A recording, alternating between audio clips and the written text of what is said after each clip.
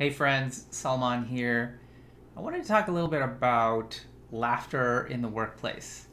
So the reason this came to mind was, I feel like we're in this interesting time where every company, every office is kind of reevaluating, should we go full remote? Should we everyone go back to the office? Should there be some like hybrid solution?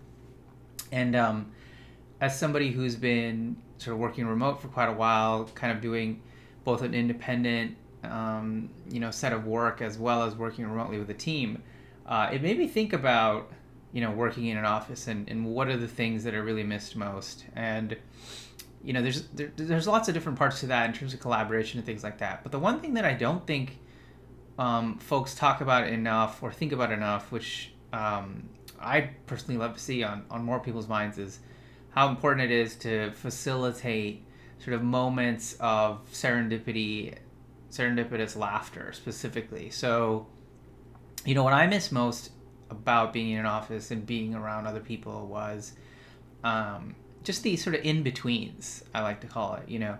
You're sitting at your desk, you're working away, and then, someone just sort of turns their chair and looks over and it's like, hey, did you see that thing? Yeah. And then you just sort of go on this sort of long discussion about whatever that thing is, and one thing leads to another, and, then you get back to work. And it really doesn't even matter what you talk about. It's this bonding that happens, right? And it happens when you're both walking to a meeting and you have a short sort of chit chat with one person on the side there. And it happens, when you're waiting for something else together, as long as you're in the same space. And we really don't appreciate how important those are. I mean, if you think about it, like, imagine like there's a couple of jokes that are made and a couple of conversations that are had. First of all, the two people that are having that interaction, that's bonding. That's team bonding. So, when I was in a sort of CTO position, whenever I would see that, I would think, oh, this is great. Like, I actually felt like it was part of my job to facilitate more of those kinds of interactions, because now these two people are just going to work better together. They just are. That's just true. But it's not just that.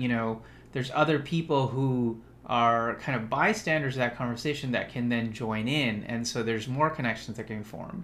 Also, there's context. So, maybe someone who's more shy, or they are new to the team, or they're junior, or whatever it is, they overhear something and, they're not comfortable enough to participate then, but then later, during lunch, they kind of like, hey, actually, I had this thought about that thing, and now it's opened a door for a conversation. And so, if you think about why it's important to create these bonds, more and more for me, I feel like it's really it. I mean, that's really the point of doing anything is these human connections, right? And so if you're going to make products and build teams and build companies, you want to do it in a way that facilitates more of these connections. And it's not just, okay, they'll be more productive or whatever as a result. It's like, no, it's the journey, right? Actually, people are going to enjoy themselves a lot more. And it just takes so little time for those moments to kind of come through.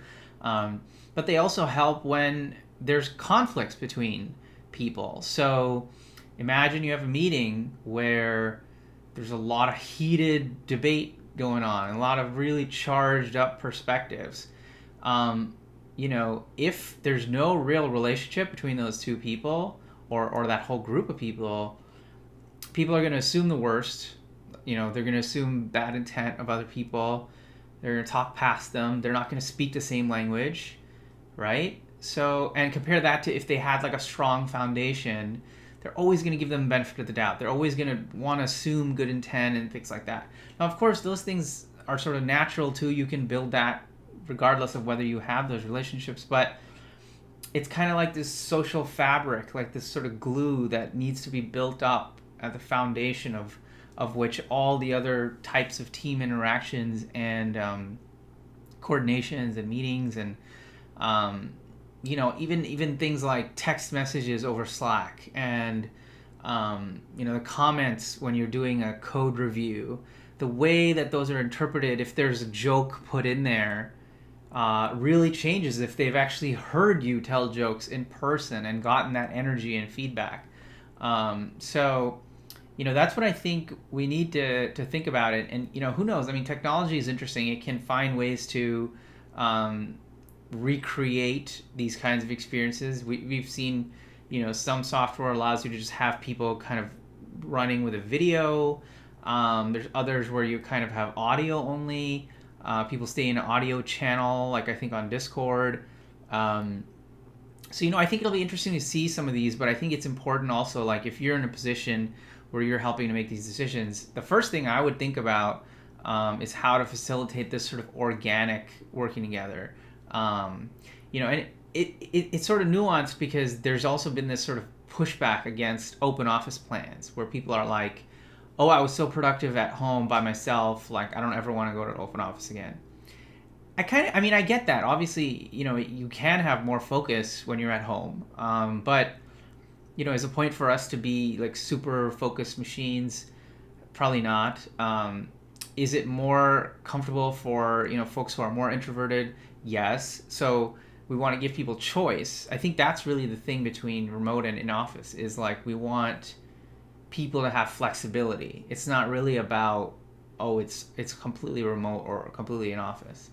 Um, so, anyways, these are complicated problems, and it's going to be interesting to see how things play out. I've heard that, you know, folks who are doing a hybrid of remote and in office are having the hardest time because that is kind of like it's sort of the worst of both worlds. And we're probably going to see like, more companies that are going entirely remote or entirely in office, but. Yeah, my main kind of thought here was less about what I think is going to happen and more about what I would like to see more of, which is, hey, we did end up going back to the office in some cases, and now I'm having those sort of in between silly moments again, because I really do miss those, and so if you're in that situation and you have an ability to express your voice on this, I would say try and make it happen so you can sit next to people more or sit near them and share some of these stories, because I mean, why else are we here if not to connect with each other in some way? Yeah, anyway, see you at the next video. Thanks for watching.